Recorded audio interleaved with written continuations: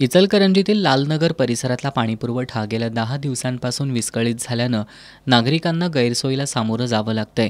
त्यामुळे संतापलेल्या रहिवाशांनी रास्ता रोको आंदोलन करत प्रशासनाविरोधात घोषणाबाजी केली। लालनगर परिसर हा झोपडपट्टीवासियांचा परिसर आहे।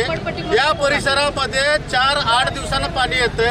खरं तर ह्या भागात पाणी सोडायचा दिवस काल होता, पण काल त्यांच्याकडे पाणी सोडणारा नव्हता म्हणून 2 दिवस आम्हाला वेटीस धरलं आणि 2 दिवस पाणी सोडलं नाही। एकूण 10 दिवस या भागात पाणी आलं नाही आणि ही लोक गावात बोर मारत बसलेले आहेत आणि ह्या बायका पाण्याची वाट बघत बसलेल्या आहेत। म्हणून आज यांच्या रागाचा अंत झाला। म्हणून या भागातल्या माडा कॉलनीतल्या सर्व महिला रस्त्यावर उतरल्या आणि ह्या भागातल्या सगळ्या महिलांनी रिंग रोड जाम केला। जोपर्यंत पाणी सुटत नाही तोपर्यंत आम्ही उठणार नाही अशी घोषणा दिली। या आंदोलनाची दखल घेत जल अभियंता अभय शिरोलीकर यांनी तात्काळ आंदोलनस्थळी धाव घेतली।